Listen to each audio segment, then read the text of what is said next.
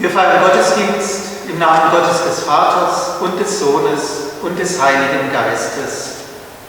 Amen. Ich freue mich, dass ich diesen Gottesdienst mit Ihnen feiern kann, auch wenn es nur über das Mittel des Internets ist.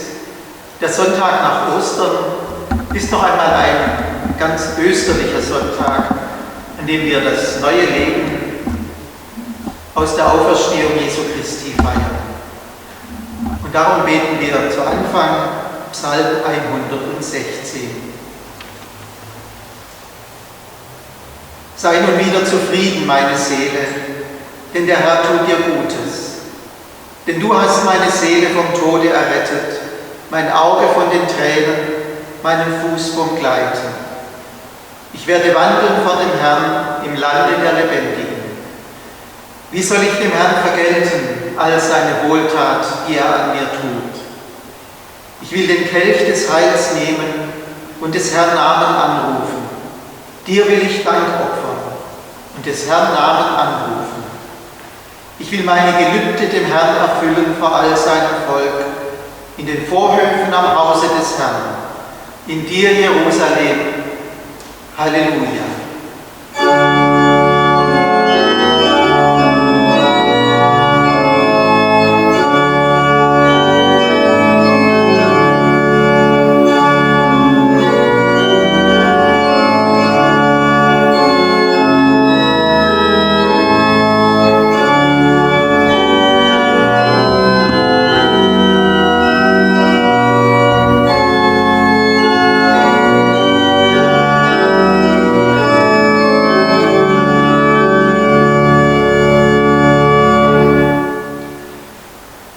Du Gott, verwandelst uns, dass wir uns neu geboren fühlen und spüren, wie Leben erwacht.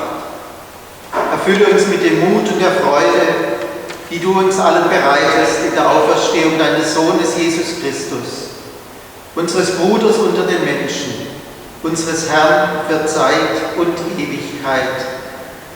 Amen. Wir beten in der Stille.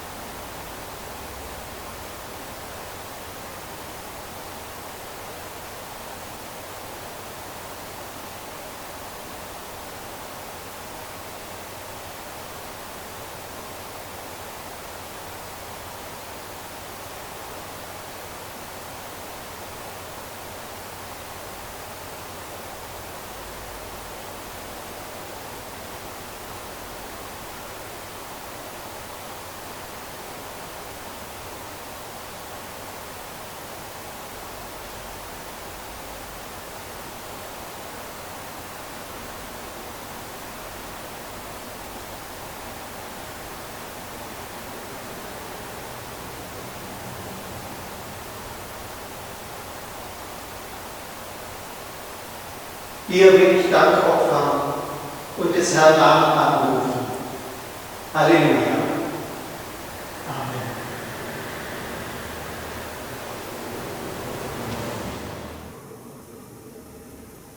Schriftlesung aus dem Johannesevangelium, Kapitel 3. Es war aber ein Mensch unter den Pharisäern mit Namen Nikodemus, ein Oberster unter den Juden. Der kam zu Jesus bei der Nacht und sprach zu ihm: Meister, wir wissen, dass du bist ein Lehrer von Gott gekommen, denn niemand kann die Zeichen tun, die du tust, es sei denn Gott mit ihm.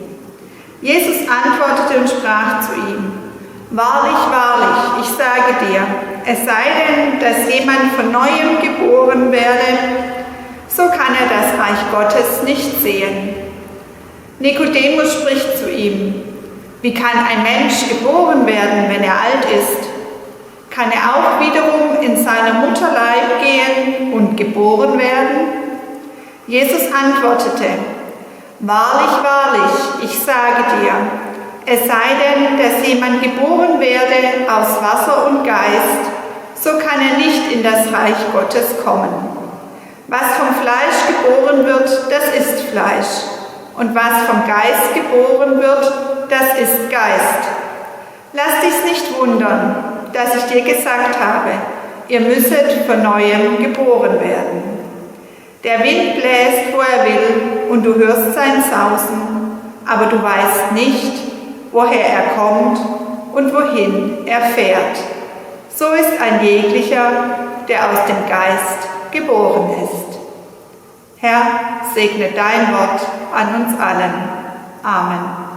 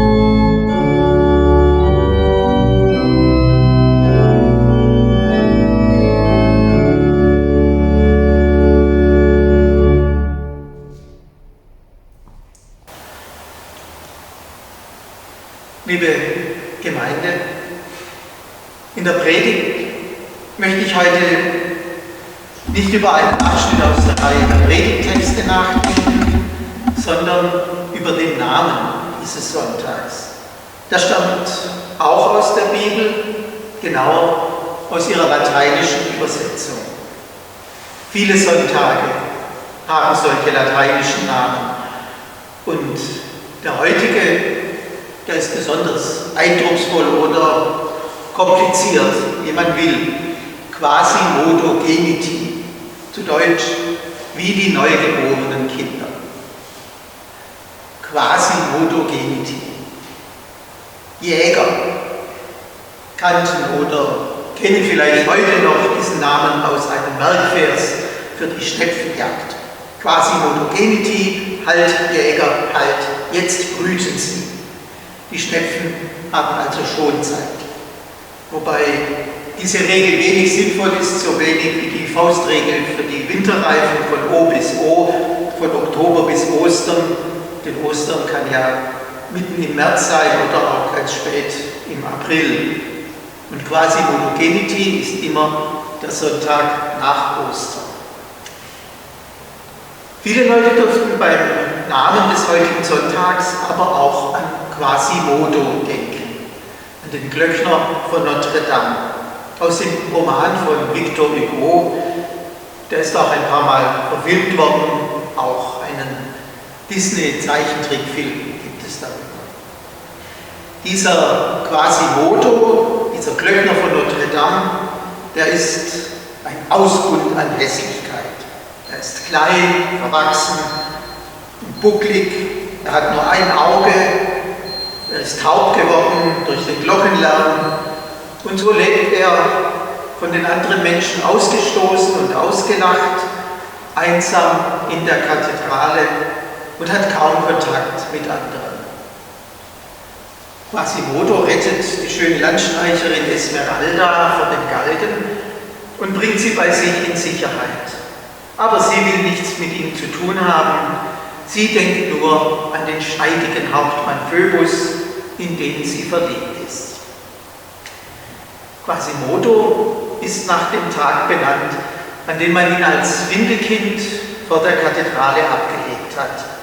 Eben dieser Sonntag Quasimodogeniti. Sonst spielt dieser Tag im Roman, glaube ich, keine Rolle. Aber wir werden noch sehen, ob Quasimodo und Quasimodogeniti etwas miteinander zu tun haben. Wie die neugeborenen Kinder bedeutet, wie gesagt, der Name des Sonntags nach Ostern. Und dieser Name stammt aus dem 1. Petrusbrief, Kapitel 2.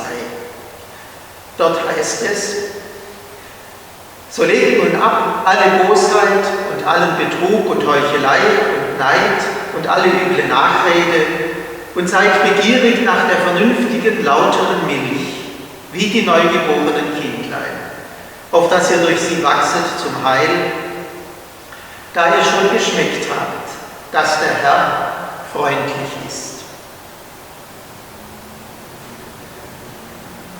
Dieser Sonntag heißt traditionell auch Weißer Sonntag. Das hat nun nichts mit der Milch zu tun, von der hier die Rede ist, und auch nichts wahrscheinlich mit den weißen Kleidern der Kinder bei der Erstkommunion. Die ist ja normalerweise in der katholischen Kirche an diesem Datum. Sondern diese Bezeichnung soll daher kommen, dass in der frühen Christenheit die in der Osternacht getauft worden waren, das waren damals meistens noch Erwachsene, die kamen an diesem Tag noch einmal mit ihren weißen Taufkleidern in die Kirche. Ab jetzt trugen sie wieder Alltagskleidung, aber das Leben aus der Taufe, das ging weiter. Und da kommt jetzt doch die Milch ins Spiel. Wir Menschen jedenfalls, die meisten von uns Europäer und Afrikaner, wir können das ganze Leben lang Milch trinken und verdauen. Wir bewahren uns damit eine Fähigkeit, welche die meisten Tiere und auch viele Menschen nur in den Monaten oder vielleicht Jahren nach der Geburt haben. Ein Teil der Menschheit also behält diese frühkindliche Eigenschaft bei.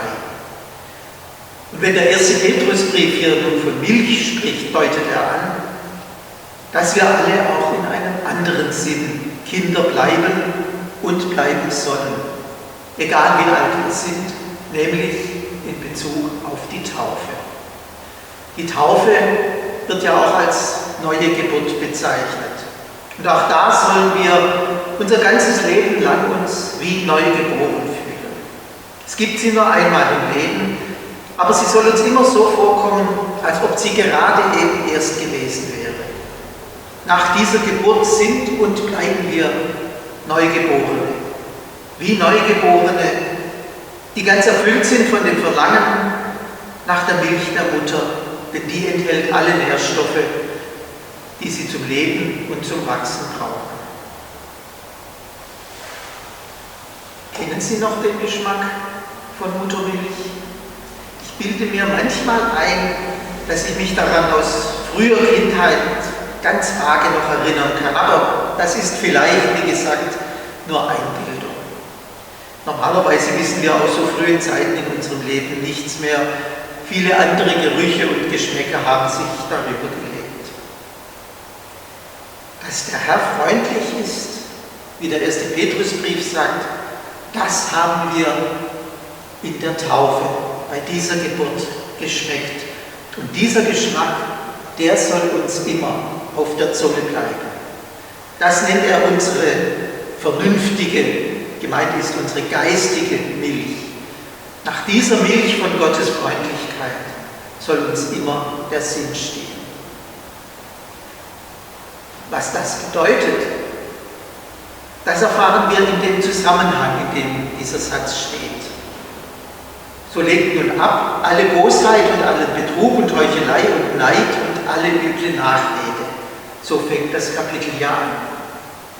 Wer die Freundlichkeit Gottes geschmeckt hat, der kann zu anderen freundlich sein.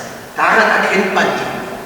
Ja, und wenn wir zu anderen freundlich sind, dann geben wir nicht nur ihnen Gottes Freundlichkeit weiter, sondern dann erhalten wir uns auch selbst den Geschmack dieser Freundlichkeit.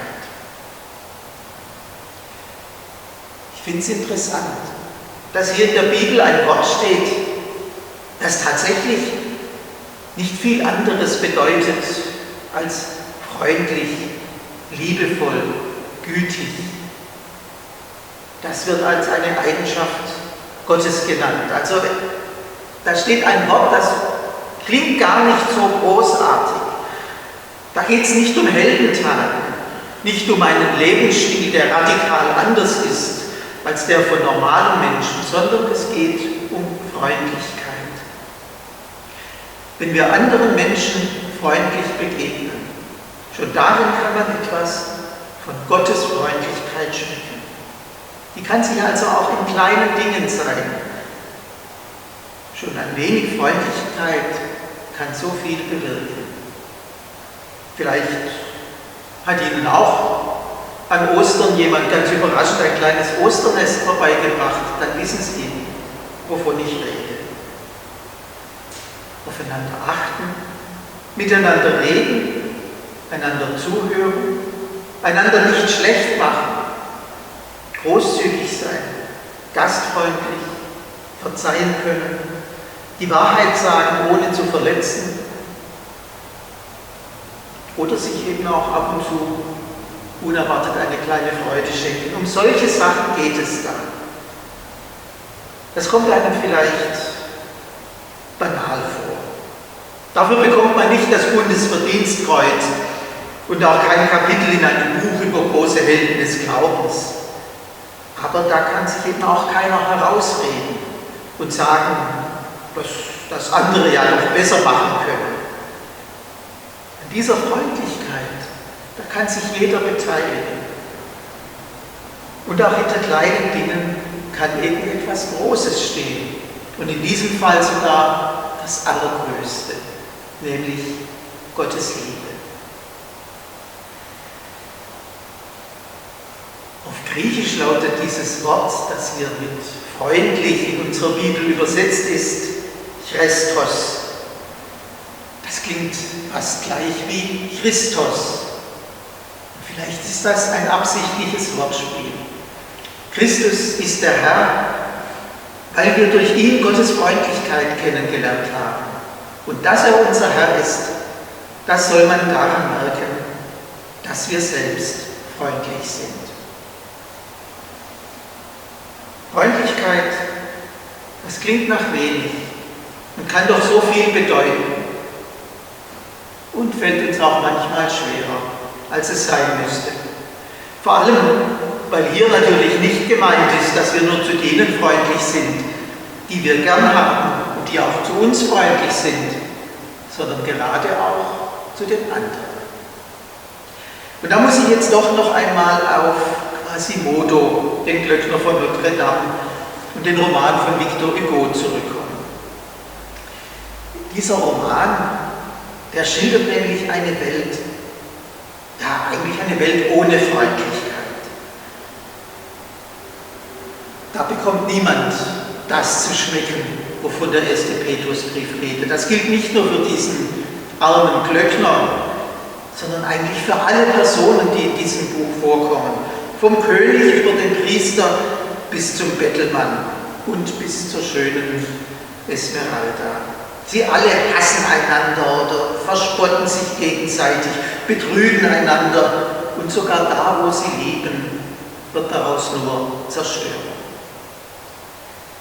Wie gesagt, der Sonntag Quasimodo Geniti und was sein Name bedeutet, spielt in dem Roman eigentlich keine Rolle. Aber auch von diesem Roman kann man sich daran erinnern lassen, wie kostbar und oft auch wie selten Freundlichkeit in unserer Welt ist. Und Freundlichkeit, dazu braucht man keine außergewöhnlichen Fähigkeiten, keine große Kraft, nicht furchtbar viel Mut, aber eben manchmal den Geschmack von Gottes Freundlichkeit auf der Zunge. Und wir haben diese Freundlichkeit geschmeckt. Wir können freundlich sein. Das will uns dieser Sonntag mit seinem komplizierten Namen ganz einfach sagen. Und die Quasimodos unserer Zeit, also die am Rand stehen, die ausgeschlossen werden, die auch abstoßend wirken und fremd, die uns unangenehm sind, die sind es, die unsere Freundlichkeit ganz besonders brauchen. Amen.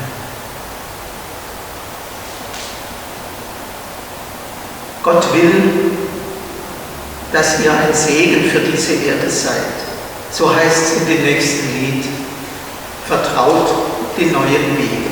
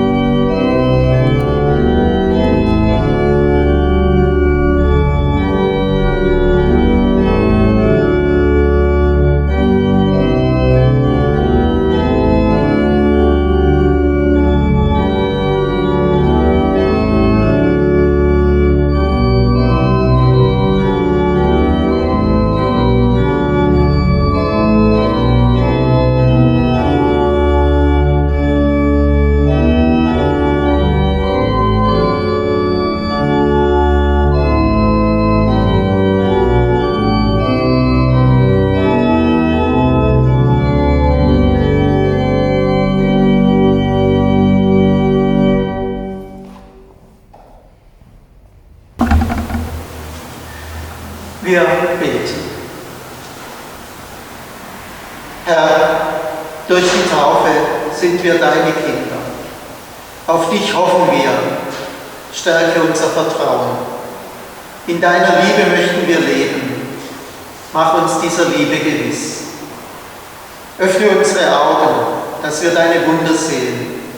Wecke unseren Geist, dass wir die Milch deiner Freundlichkeit schmecken. Hilf uns, selbst freundlich zu sein. Bewahre uns in Wort und Tat vor Bosheit, Betrug, Heuchelei und übler Nachrede. Gib, dass wir mit unserem Vorhaben und Tun Freude machen und anderen aufhelfen. Dass wir Aufmerksamkeit schenken, Hoffnung stiften, Zuversicht wecken. Bewahre uns davor, unsere Türen zu verriegeln. Lehre uns zu warten, bis deine Zeit kommt. Zuzuhören, was andere bewegt. Zu schweigen, wo wir an Grenzen kommen. Und im passenden Augenblick das rechte Wort zu sagen. Hilf uns mit deiner österlichen Kraft, damit Angst weichen kann, Misstrauen genommen und Abscheu unter uns überwunden werden. Lebendiger Gott, umfange uns alle, Glückliche und Bedrückte, Lebende und Sterbende und unsere Toten mit deinem Leben. Amen. Gemeinsam mit allen Christen beten wir. Vater unser im Himmel, geheiligt werde dein Name, dein Reich komme, dein Wille geschehe, wie im Himmel, so auf Erden. Unser tägliches Brot gib uns heute und vergib uns unsere Schuld, wie auch wir vergeben unseren Schuldigern. Und führe uns nicht in Versuchung, sondern erlöse uns von dem Bösen. Denn dein ist das Reich und die Kraft und die Herrlichkeit in Ewigkeit. Amen.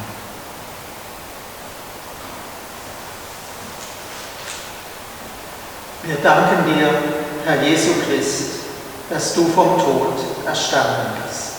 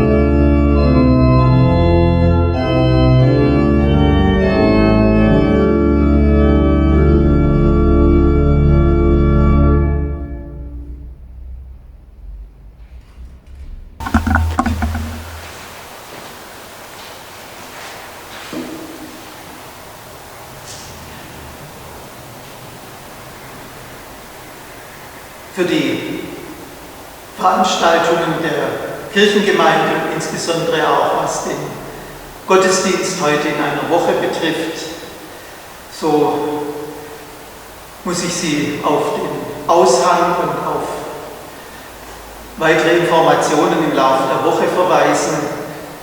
Die Lage in der Pandemiesituation ist im Fluss. Die Zahlen können nach oben gehen, aber auch weiter sinken. In dem Fall wäre dann heute in einer Woche wieder Gottesdienst in der Kirche. Aber das ist nicht sicher. Bitte achten Sie also einfach auf den Aushang oder fragen Sie lieber nach. Wir schließen den Gottesdienst mit der Bitte um Gottes Segen. Wir bekennen uns zu dem auferstandenen Christus mit dem Lied Christ ist erstanden.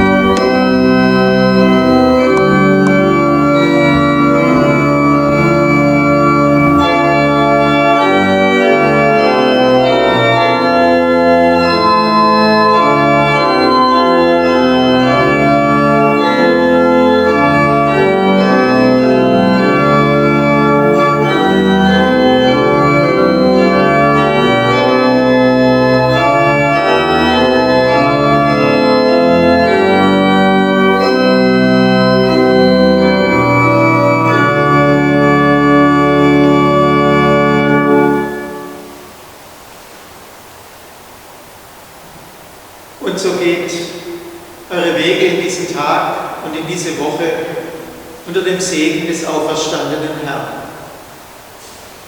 Der Herr segne euch und behüte euch. Der Herr lasse sein Angesicht leuchten über euch und sei euch gnädig. Der Herr erhebe sein Angesicht auf euch und gebe euch Frieden.